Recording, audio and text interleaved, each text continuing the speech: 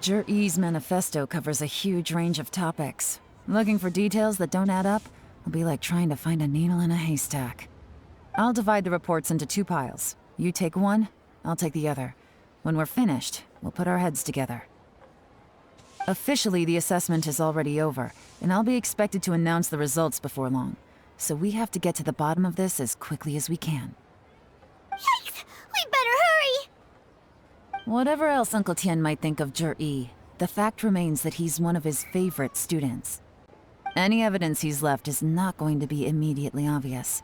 We'll have to look carefully and think critically.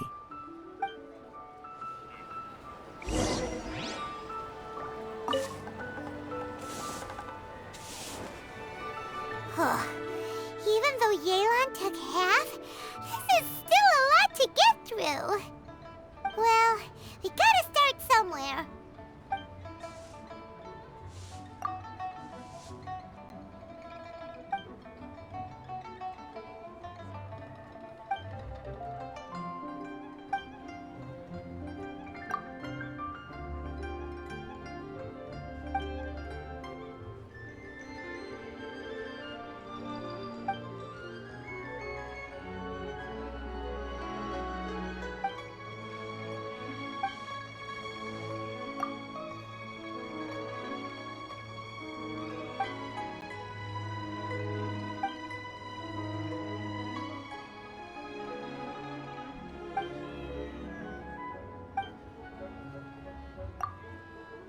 Oh, this reading is giving Paimon a headache.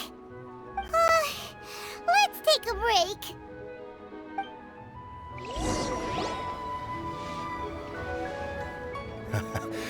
Looks like I'm the first one back, as usual. Oh, hey! It's one of Yelan's little helpers, Shanghua! If you're back, that means you finished investigating Tianwei, right? You betcha. I visited all the commerce guilds and gathered a wealth of information. Every time they asked me to leave, but I always had another trick up my sleeve. Don't drag this out. Just tell us your findings. Yes, Lady Yelan. To summarize my findings, most people who've had interactions with Tianwei will start out complaining about how proud and arrogant he is, but then go on to give a generally positive appraisal of him. The young master of the Feiyun Commerce Guild said that Tianwei appears arrogant, but he's very scrupulous in the way he works. Once he signs a contract with somebody, he treats them fairly regardless of their background. Who'd have thought? Is it possible that his reputation is fake? Is there any way you can check the accounts of the businesses under his name?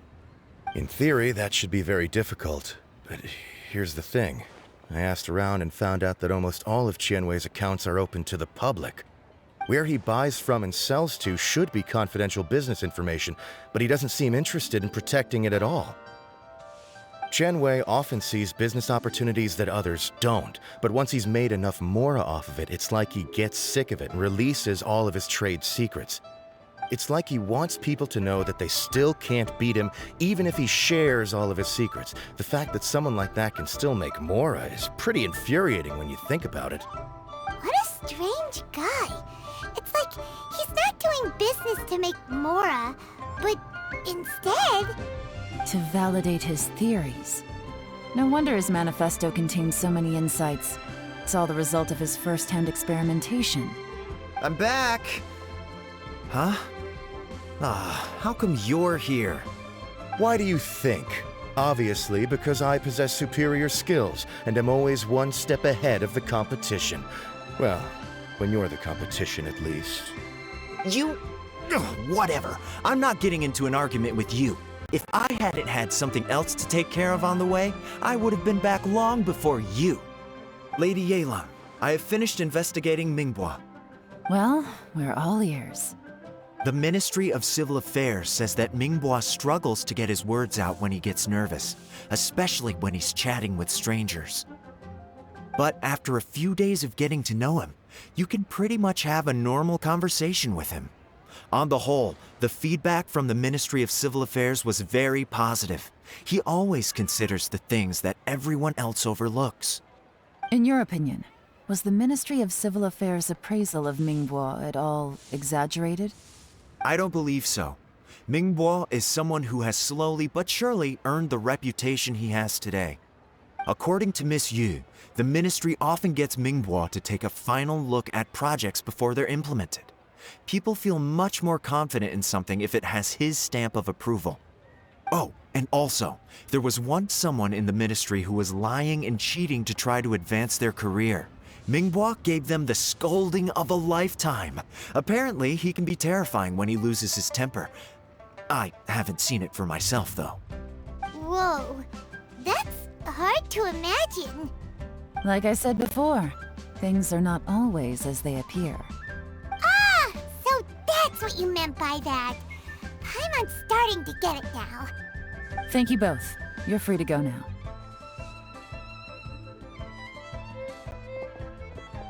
So, have you finished reading the manifesto? We still have a bit left.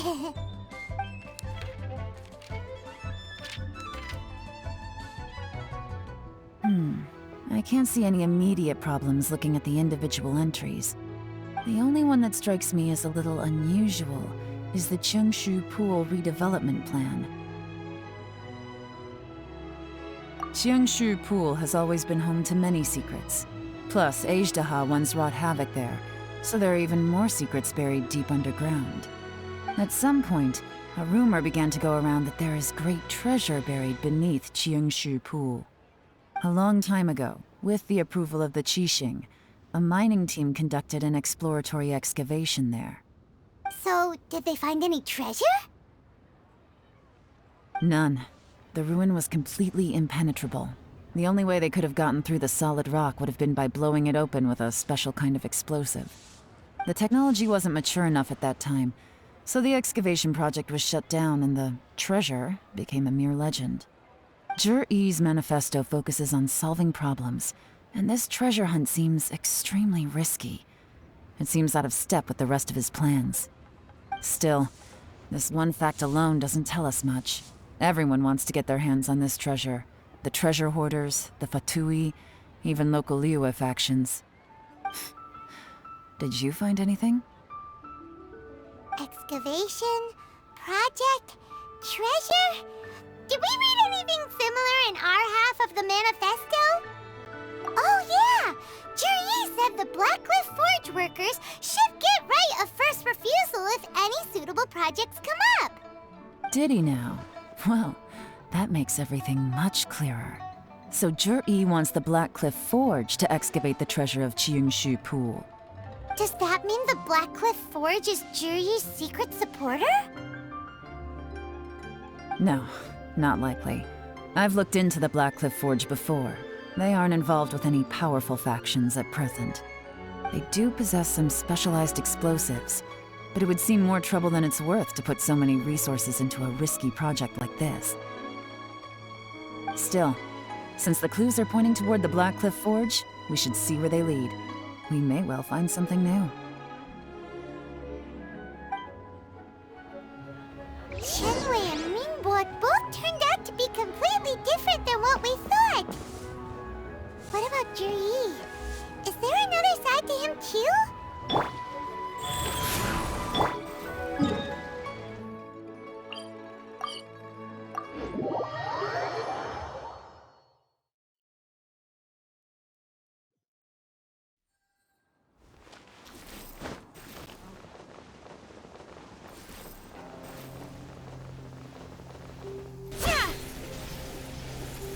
This is the Blackcliff Forge. Let's look around for clues.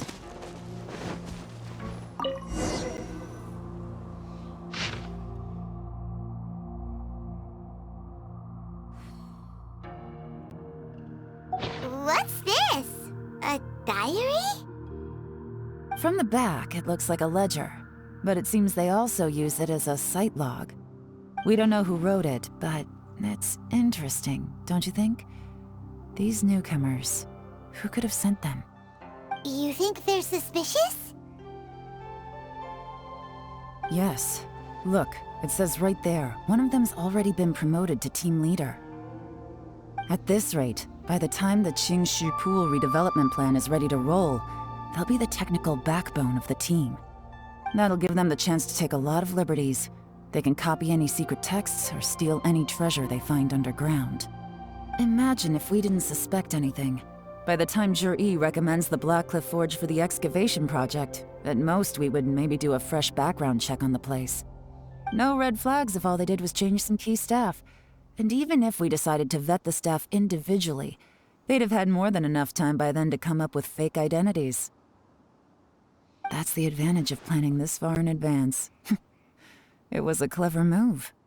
When you put it like that, it all makes sense. If we hadn't found this out, someone else would have stolen the treasure. So, who's really behind all this? That's a question for the newcomers. But let's start with that worker over there for now.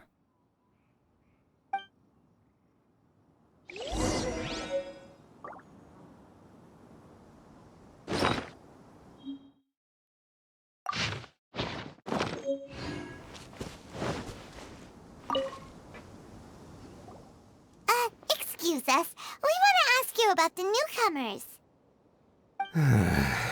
You want them to teach you or something? I gotta say, these newcomers are in tip-top shape. Fast learners, too. They're picking up all the skills unbelievably fast. My only complaint is that they're always going out drinking at night. But they never let us join them. I guess they just need some time to adjust. I'm sure we'll get to know each other over time. They go out drinking. This area isn't exactly renowned for the nightlife. I'm guessing it's a long trip to the nearest tavern. You got that right. They tell me they go all the way back to Liyue Harbor to drink at Wanmin Restaurant. It rained after work today, so they actually stuck around at the site for a while. But as soon as the rain stopped, they went out drinking again right away. Hey, you're only young once, right? I say, if they can hack it, let them at it. Interesting. Let's go talk somewhere else.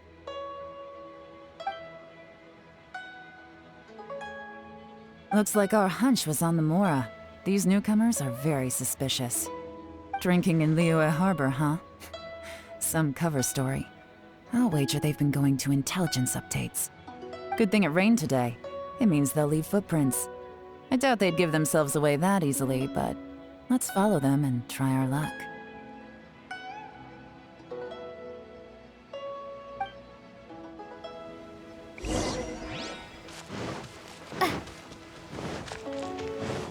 They went that way! Hurry, we gotta catch up!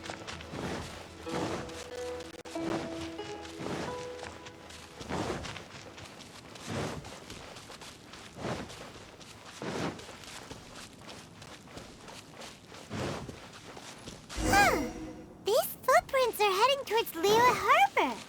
Maybe we were wrong about them. Just as I thought. They didn't go to Liyue Harbor. They went that way.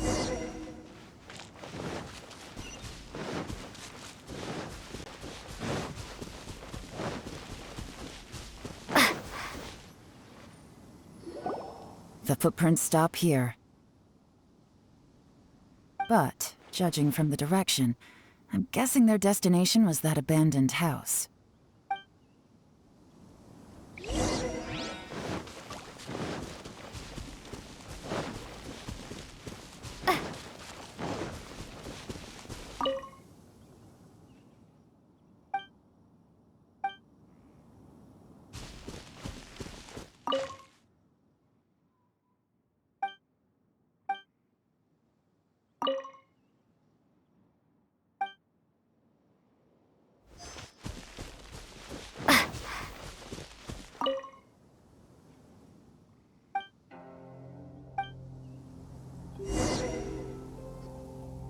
Looks like we were too late.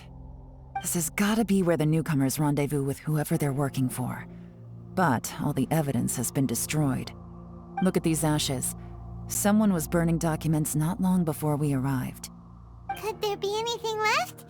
Maybe the wind could have blown the fire out before everything was finished burning. The odds of that are very slim. It's practically impossible. I've checked. All the paper's been burned. There's only ash left now. Why don't we wait for them back at the Black Cliff Forge? They've got to go back there sooner or later. We can't count on that. Clearly they were based here at one point, but it's mysteriously abandoned now. To me, that says that whoever's behind this has moved them somewhere else, to throw our investigation off course. Darn!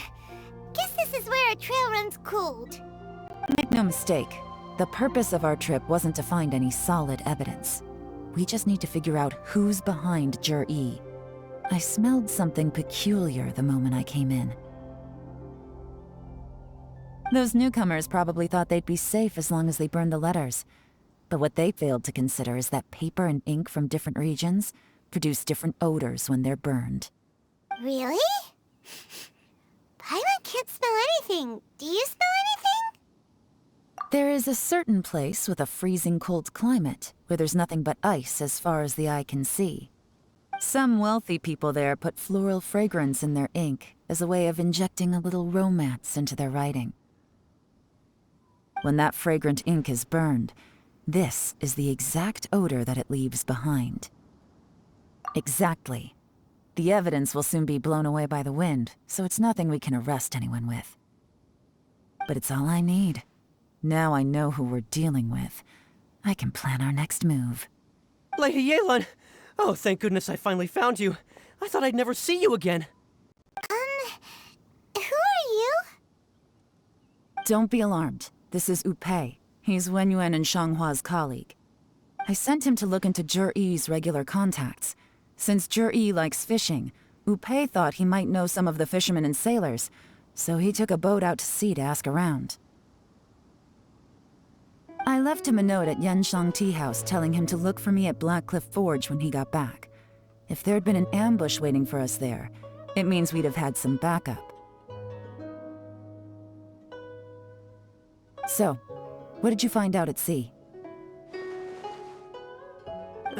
Forgive my incompetence. I'm afraid I've come up empty-handed. I asked all the fishermen multiple times, but none of them had any interactions with Jur-E before. Then the waves got so choppy I ended up falling overboard. Fortunately, someone managed to drag me out. When I got back, I heard that you'd gone to Black Cliff Forge and might need backup, so I went straight there as fast as I could. Didn't even stop to change my clothes. Well, Uncle Tien said that Jur-E once bought a recipe from one of the fishermen. Did you hear anything about that at all? What? That's news to me. No, that's not possible. It's absolutely not possible. Lady Yelan, I'm telling you, I spoke to every single fisherman out there, and none of them mentioned anything about a recipe. Interesting. Then I wonder how that even more wonderful fish soup came about.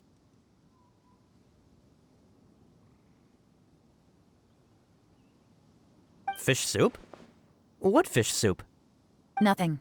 Our priority right now is to find a way to get our hands on some solid evidence. Well, any suggestions?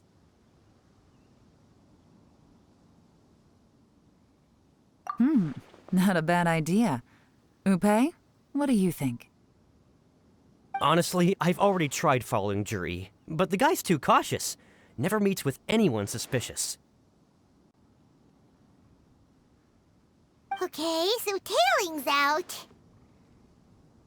No, we'll still need to tail him. But first, we need to do some groundwork. Groundwork? When you've worked in intelligence for a long time, you'll understand that no one can stay on high alert forever. Especially when he thinks he's about to win. Tomorrow morning, I'll announce his victory at Yuehai Pavilion. Take a guess what you think he'll do next. Be sure to arrive on time. You won't want to miss the show.